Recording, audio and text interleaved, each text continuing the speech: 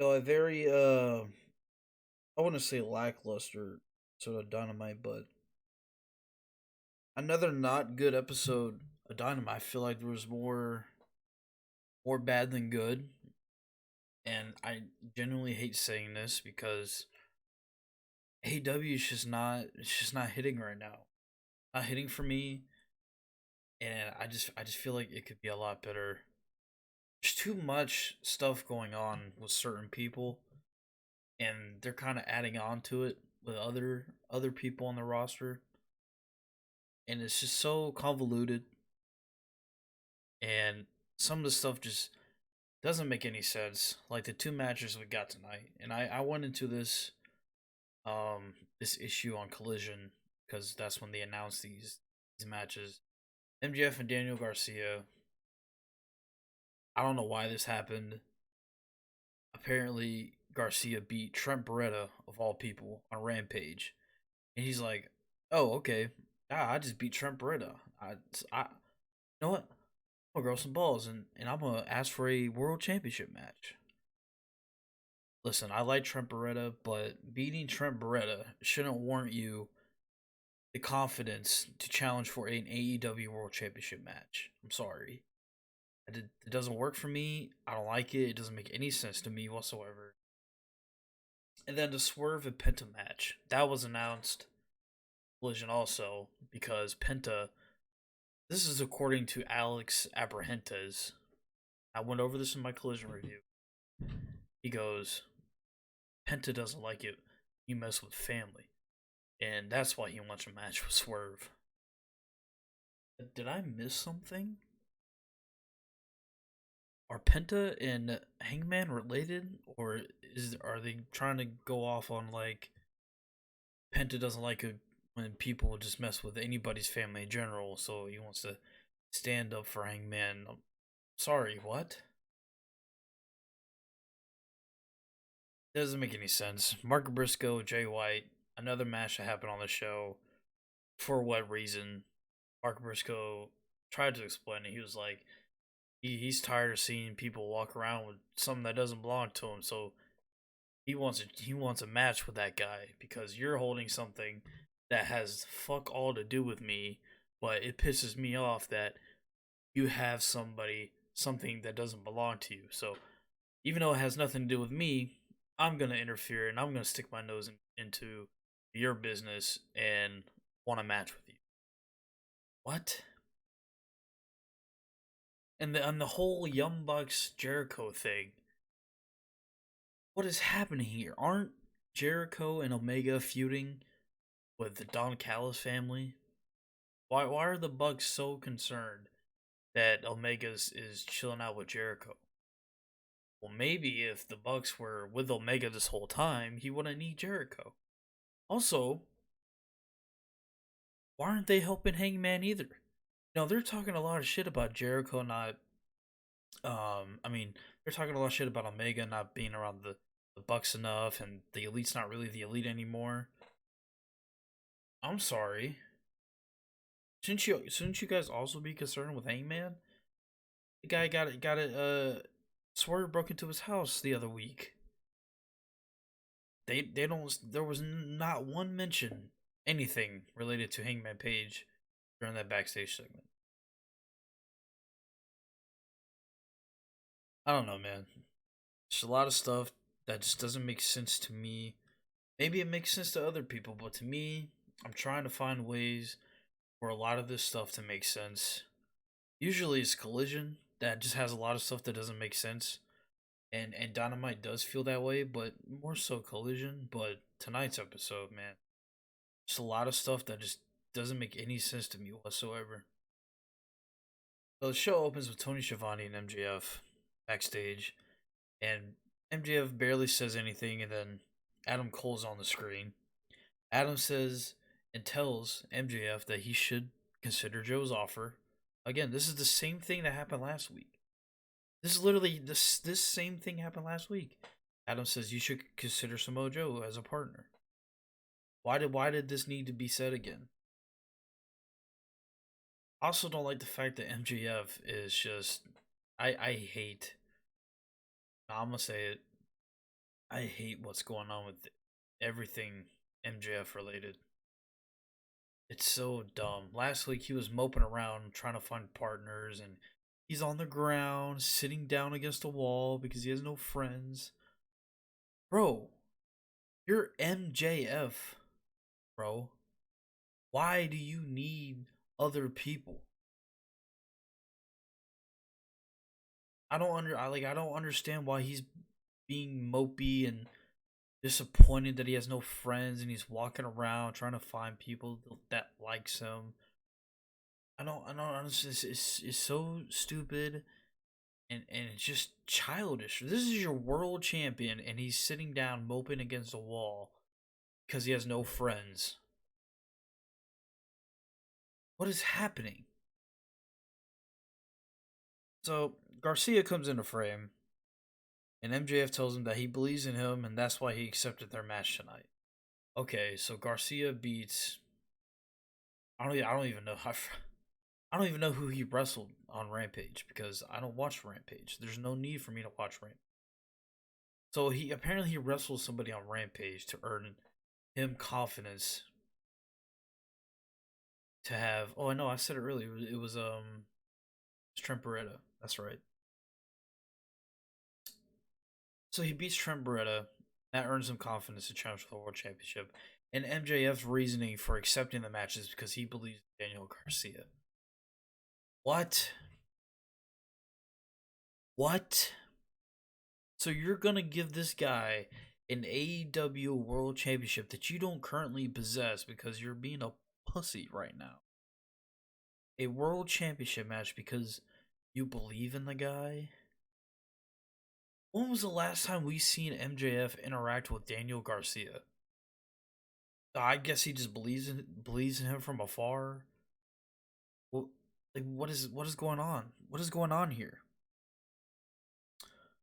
MJF says he wants the pro wrestler instead of the sports entertainer. God, that was a thing, right? That's been a thing going on. Garcia's still doing the sports entertainer crap, but that specific thing was good with Brian Danielson. Like, what was that last year?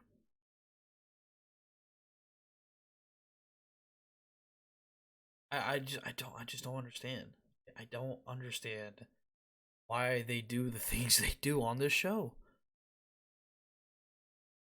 The sports entertainer pro wrestler stuff with Daniel Garcia was interesting and intriguing like a year ago. They're still doing this stuff.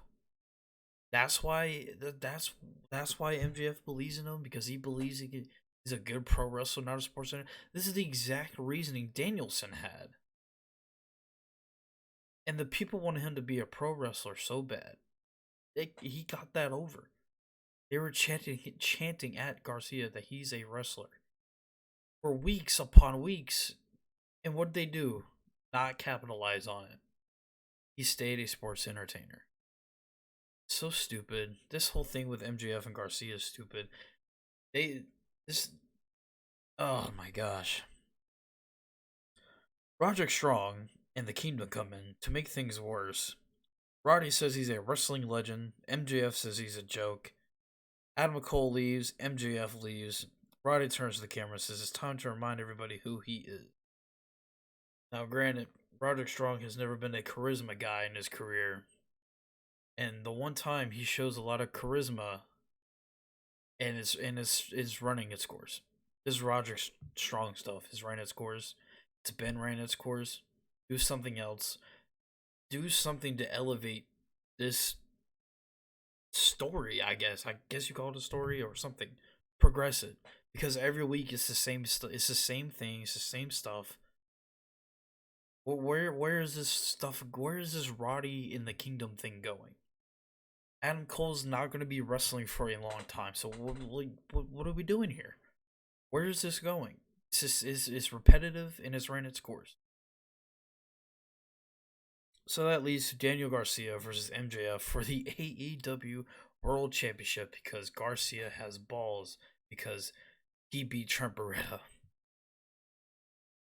All things considered, they did have a good match. Garcia's really good, MJF's really good, but I just don't see the need or the point in having this match a week before the Full Gear pay per view? The pay per view is literally next week,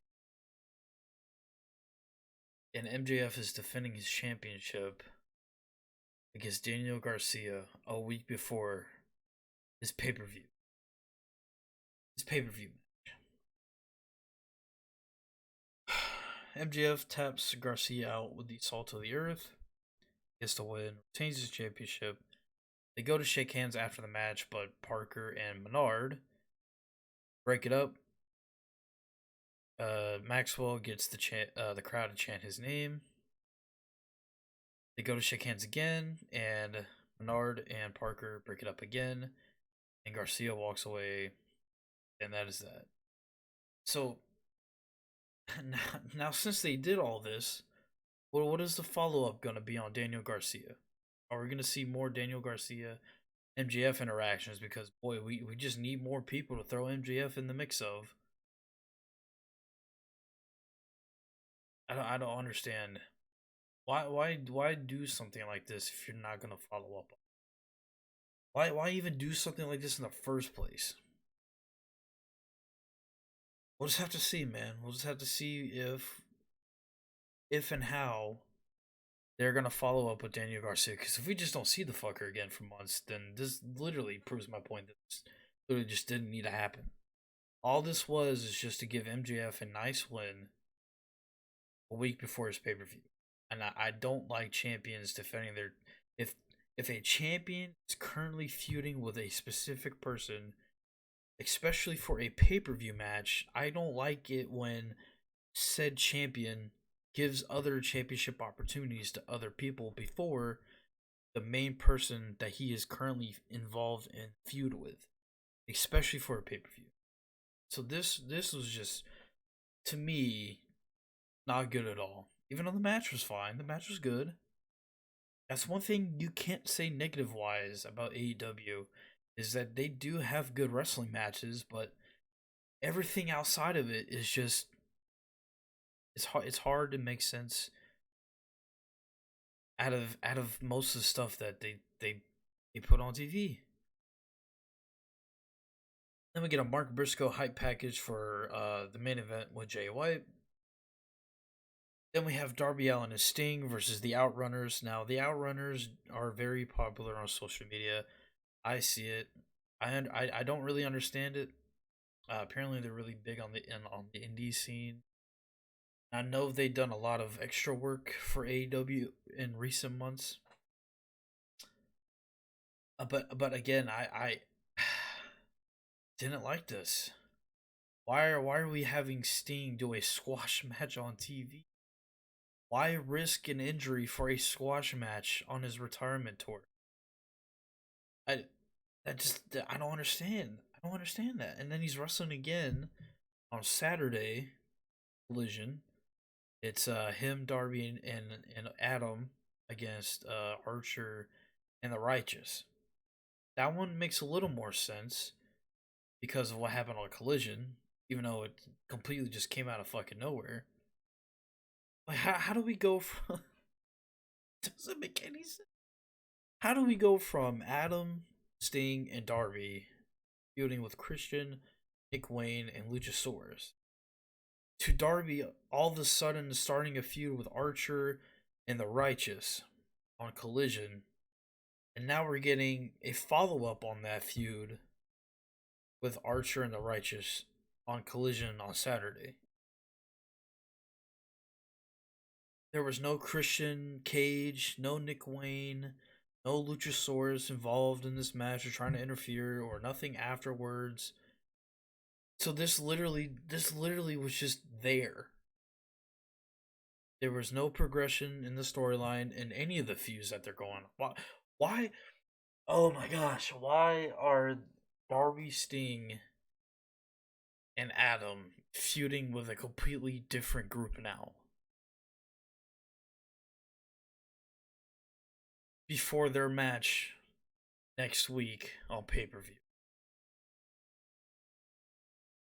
I don't understand this. Unless this is just going to lead to Archer and the Righteous being in cahoots with Christian and Nick Wayne and Luchasaurus. That's the only thing I can think of for it to make sense. But to me, it just doesn't make any sense. Why do this whole thing on Collision to set up a Darby and Lance Archer feud that's gonna involve Sting and Adam? When they couldn't have done this after Full Gear. You couldn't do the whole Darby Archer thing after Full Gear. Oh no, I don't understand. I'm trying, but I just don't understand. Then we get a Tony Storm, Hikaru Shida contract signing backstage in black and white. This was pretty funny and entertaining. Tony Storm was great. She was great here. She basically just blames everything that's happened to her on Shida because she was supposed to have been at All In as a champion, but she lost to Shida like 2 weeks before. So, I guess in a way, that does make sense, right? There's something there. There's a reason for Tony Storm to be challenging Shida for the championship. But another thing is like, and I'm kind of hoping this doesn't happen, but I guess Saraya is entitled to a rematch clause, right? I don't necessarily want to see that, but does Tony Storm just jumps the line a little bit, I guess, which I'm fine with, because she rightfully deserves this opportunity.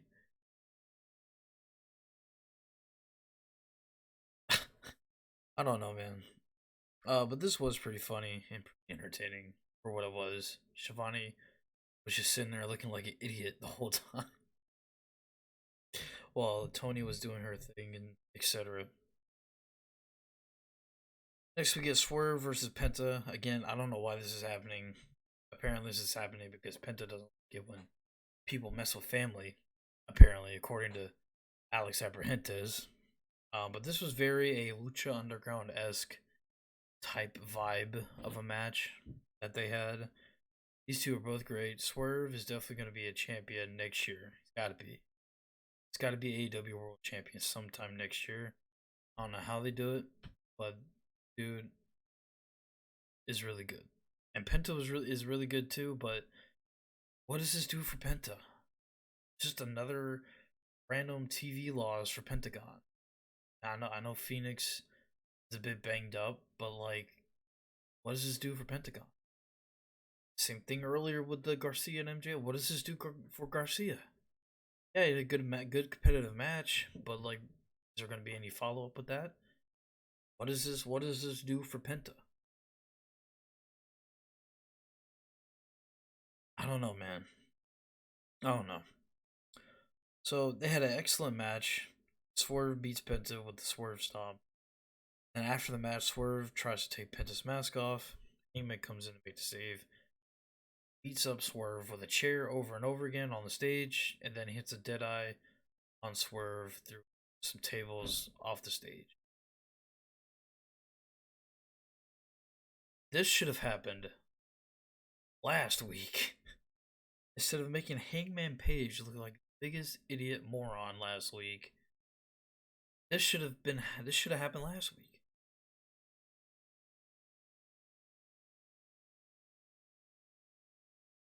This was probably the best interaction they've had since their match at Wrestle Dream. The Hangman looked good. He looked unhinged, sadistic, pissed off that this guy broke into my house. This is what we needed to see when all this shit happened. So I'm glad they revamped this up a little bit. Still needs a lot of work before the pay-per-view, but what can you do between now and then? So I don't know. Then we get a Bullet Club Gold backstage segment. Pretty much just putting down MJF and putting down Mark Briscoe. Then we get Chris Jericho, Kenny Omega backstage. I touched on this earlier in the show. So they get interrupted by the Young Bucks, and they tease a tag team match against each other.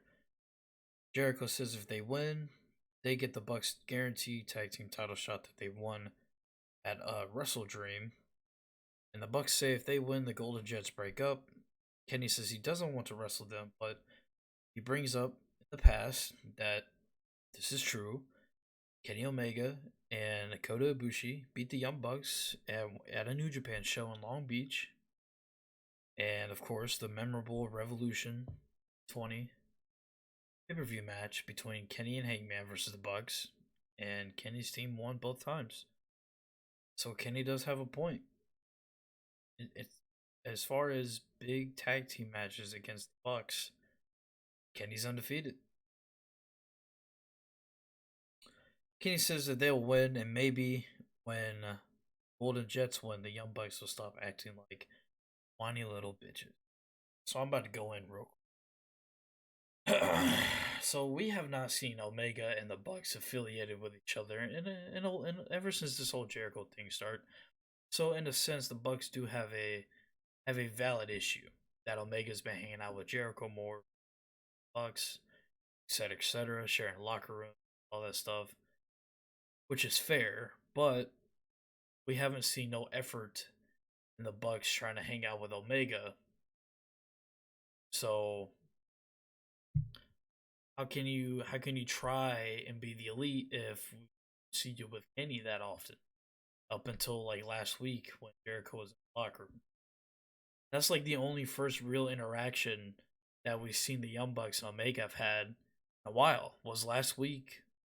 They were in the same locker room together. So Bucks gotta have that same energy back. Just because, let's just say I have a friend, right? And I'm hanging out with that friend all the time. He's like my best friend. And then I come across his new friend. And I start becoming close friends with that guy. I'm not gonna stop being best friends with the other guy. I'm not gonna just drop and stop hanging out with that guy. I'm gonna hang out with both guys. So the Bucks, they gotta have that same energy back with Omega. And what about Hangman? The Bucks have been they're 6-man champions with Hangman, right? They've been doing every time we've seen the Bucks on TV past couple months is been with Hangman Page. So to me, all four of them, Hangman, Omega, and the Bucks, just look like fucking idiots. When was the last time we seen Omega, Page, and the Bucks all together at once on TV? I can't remember the last time.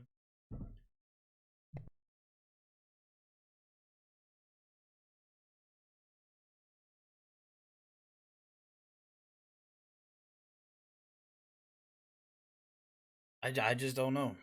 They gotta have the same energy towards each other. To me, I don't look at it like Omega's being a bad friend. I don't look at it as the Young Bucks being a bad friend towards Kenny. I think they're both being bad friends to each other. Simple as that. So I just thought this whole thing was stupid. And another thing that I thought was stupid. So Omega and Jericho have been feuding with the Don Callis family for the past month or so, right? Okay. They set up a match, a street fight match. I think is it next week they said? Between Don Callis family, who is Hobbs, Fletcher, Takeshita. Who's Guevara, right? And it's them four against Omega, Jericho, Ibushi, and Paul White. So they're feuding with those guys, and then last week they started feud with the Bucks. And then we didn't get no follow up on the Don Callis family this week on Dynamite between Don Callis family and Omega Jericho. No follow up on that. We get follow up on Omega, Jericho, and the Bucks. And now they're having a match at the pay-per-view. This is what I'm talking about. Why are they putting like, why are they setting up multiple feuds with other people? MJF is feuding with a whole bunch of other people. You got Darby Allin and Sting feuding with two different groups. We got Omega and Jericho feuding with two different groups. They're feuding with the Don Callis family, and then all of a sudden now they're feuding with the Bucks. And that's the pay-per-view match: Jericho, Omega, and the Bucks, instead of Jericho, Omega, and the Don Callis family. Now, I'm glad that that street fight match is not on the pay-per-view, because I don't even know why that's a thing. I don't even know why that's happening. I don't like Paul White can't. Like, no, maybe they're trying to go for a visual thing with Hobbs. Maybe Hobbs is gonna like pick up Big Show or something like that, or do something to make it look like Hobbs is like a big strong or something. I'm assuming that's the only reason why Big Show's in the match, but I don't know why any of this stuff is happening. Why are people feuding with multiple people? It's hard to keep track of, especially for a casual fan. So I don't understand this stuff, man. I just don't. Here's another thing that I just think is stupid. Keith Lee Samoa Joe for the Ring of Honor World TV Championship. I said this on the Collision review when they announced this match. This could have been a good feud between the two. Keith Lee and Samoa Joe. This could have been something good on TV for a couple weeks, or maybe a little over a month. This could have been something. But instead we get a quick little backstage segment between the two last week to set up this match, and the match is happening now. 4 days. 4 days.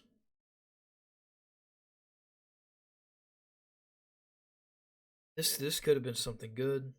This could have been something people could sink their teeth into. And good Lord knows that Keith Lee needs something to happen. He is the biggest fumble that they have on their roster right now. Besides maybe Malachi Black, but at least he's doing stuff on TV. But as far as the singles aspect, I think Malachi Black could be some serious stuff, the singles aspect of things. But Keith Lee, this could have been something for him to do over a course of time on television, is a feud between Keith Lee and Samoa Joe. That could have been something, but instead we get it 4 days after the announcement, and Joe won decisively, putting Keith Lee to sleep, and then he just relinquishes the title.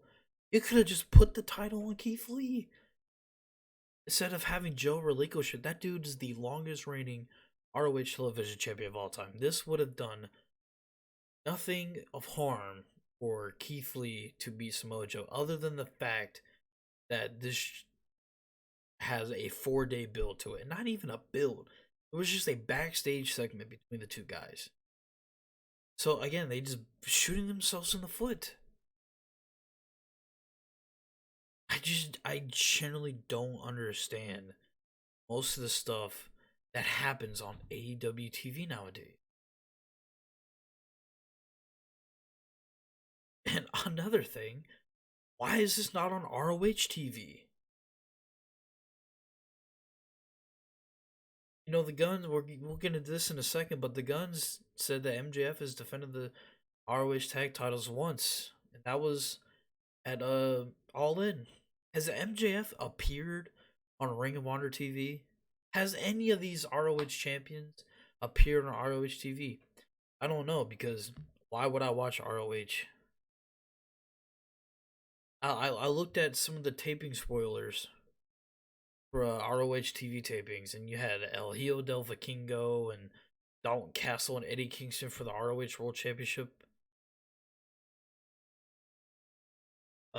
Christopher Daniels and Mike Seidel or Matt Seidel.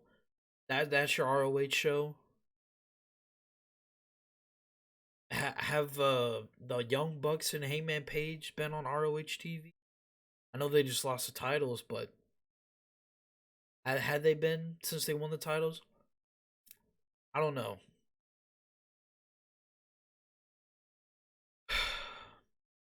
We go backstage, Orange Cassidy and Hook. Cassidy says Moxley's been the only thing on his mind since All Out. Cassidy says that he has to beat Moxley, be the champion that he knows he is. And I know a lot of people don't like Orange Cassidy, but at least this is something that has some kind of consistency to it on the show. Orange Cassidy and Moxley. Yeah, I got a little flunky with Phoenix, but Moxley got injured. What else are you supposed to do? Moxley, it just seems like Moxley and Cassidy is the only storyline wise that's that's consistent, that makes sense every time.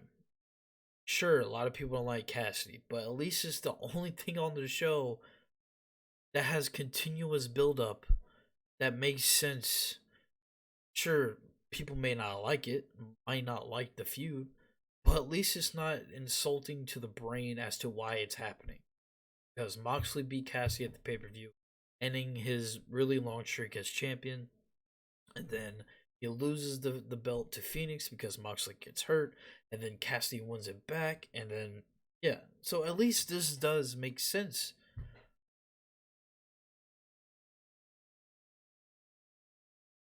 Then we get the Guns versus the Bollywood Boys again. This is just a match. It was a squash match first and foremost, and it makes the Guns look strong ahead of their match against MJF at Full Gear. Sure, this is fine, I guess, but we see so many squash matches on TV, especially on Collision, and you add two more squash matches on Dynamite between this and the Sting and Darby match. Kind of tired of seeing squash matches. You have this whole roster, and you have squash matches consistently. Mainly collision. It's mainly a collision problem, but man, Guns cut a promo on MJF.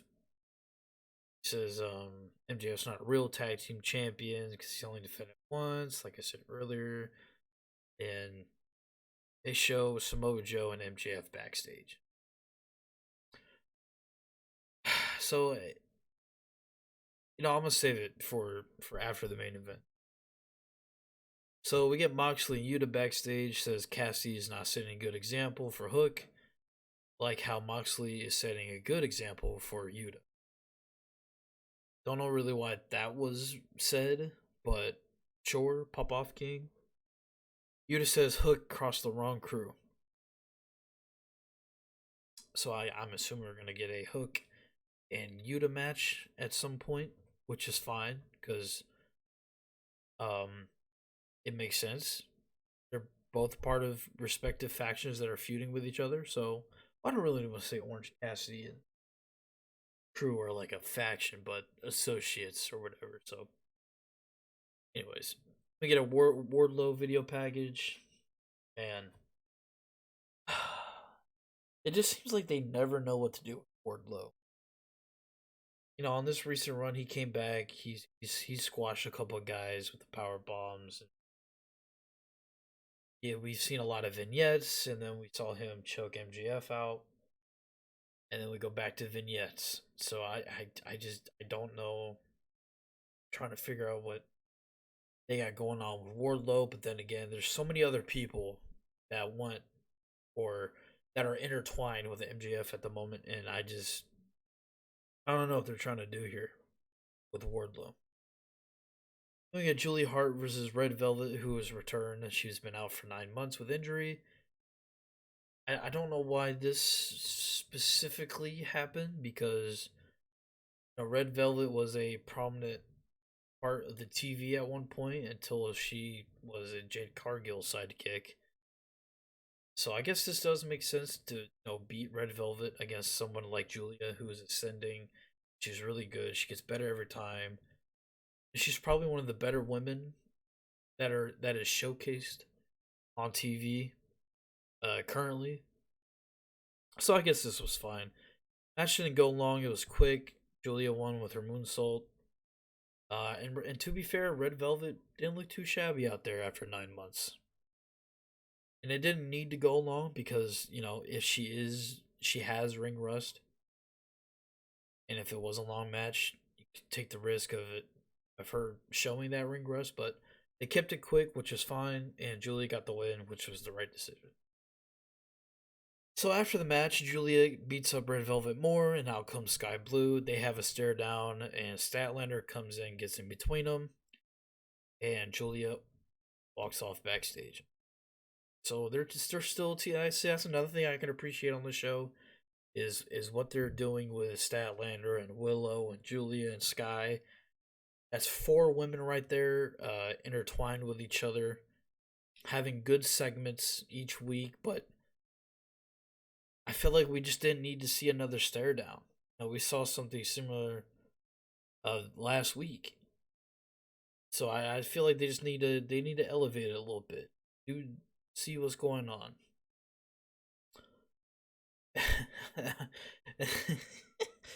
Another thing that I had an issue with, RJ City is backstage and he announces the newest signee to AEW Women's Division, Mariah May.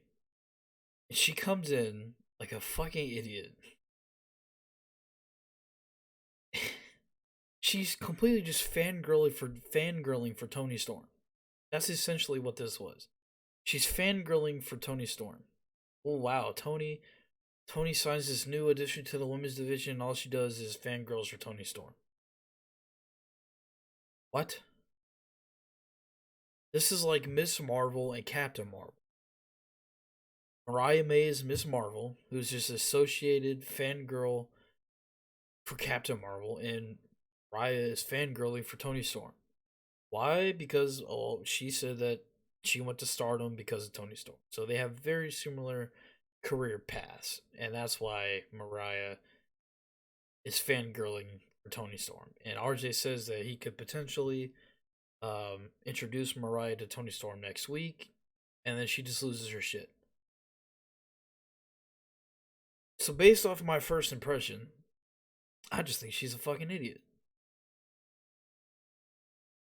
This is a new signee to the women's division, and our first impression is, oh, she's a fangirl for Toni Storm. I guess we'll see. I've seen a lot of praise for Mariah May on Twitter, so we'll just see. But I just thought this was a stupid introduction. Main event time: Mark Briscoe versus Jay White. Again, like I said at the beginning of the show, don't know why this is specifically happening. Mark Briscoe wants Jay White's opportunity at Full Gear, and to do so, wants to beat Jay White. And he also doesn't like Jay White because he has something that doesn't belong to him. That Mark Briscoe has nothing to do with MJF and Jay White. So I don't know why. I just don't know why any of this shit happens on the show. Jay White wins with a Blade Runner. Match was about 15 minutes or so. Good competitive, I guess. But I don't know. MJF music hits after the match, and he attacks Bullet Club Gold from behind. He and Jay, and I thought this was stupid. So this whole time, right, week after week, he's been trying to get his belt back, right? So when he clears the ring of the Guns and Juice, and he has Jay White right there in the ring all by himself, he just stares at him for like a long time. They just stare at each other. Dude, go get your belt back. But instead of getting his belt back, he just stares at him. And then Jay White leaves the ring. What? MJF cuts a promo, and he said he's fighting for not just him, but he's fighting for everyone who has been on his journey with him, including Adam Cole. The lights go out, and then we see the Acclaim getting jumped by those masked guys that we saw, a month ago? We'll get to that in a second, because this shit doesn't make any sense. So the Acclaim get jumped by the masked guys. One of them throws Bowens through a glass window. A lot of people were saying it's a CM Punk related thing. I don't fucking know, and I don't care. And then the devil mask pops up on the screen, and then MJF runs to the back, and he looks concerned for the Acclaimed. And it's funny is when the camera was chasing MJF to the back, you could see like a whole group of people just sitting there. Well, not sitting there, but just standing there off to the side, including Samoa Joe. So if this thing just happened, all these people should know who the fuck jumped the Acclaimed, including Samoa Joe. And then Joe walks into frame while MJF is looking concerned and just laughs him off. Just laughs at MJF because hey, man, I guess he's like, hey man, you and I could have been associates, and this probably would have not have happened. And that's the show. That was Dynamite. Look, the mask guy and the announcer, I think it was Shivani, he was like, it seems like the mask guys are jumping everybody who's associated with MJF. Or is helping MJF. Then why the fuck did they attack Jay White all those weeks ago? Jay White and MJF aren't friends. They're not they're feuding with each other. That first time we saw those group of mask guys jump Jay White, it was like, oh, these mask guys and the devil guy is in cahoots with MJF. Now they're saying they're attacking everybody who is friends with MJF. It's the inconsistency, nonsensical bullshit that has been on TV. I don't. It's like they don't know what the fuck they're doing. Well, it seems like they just don't have a plan, a week to week plan for most of these storylines. It's like it just seems like they just figure it out as they go. And I'm with them because I'm trying to figure out all this shit as they go. I'm not saying everything has to be laid out perfectly, planned out, or but at least have most of the stuff on the show make a lick of sense. Anyways, that was Dynamite. Didn't think it was a good episode at all. And I guess we'll see what happens on Collision. Full Gears next week, so that review is definitely gonna happen. That's gonna do it on this Dynamite review, man. It just wasn't a good episode in my opinion. But if you enjoyed it, let me know why in the comment section down below. Or if you want to try to explain some of the stuff that I'm just not getting, feel free to comment below, and I'd love to hear your side of things. Like, comment, subscribe, all that good stuff. Notification bell. And I'll see you guys tomorrow for Impact Wrestling. See the Impact review. Peace out.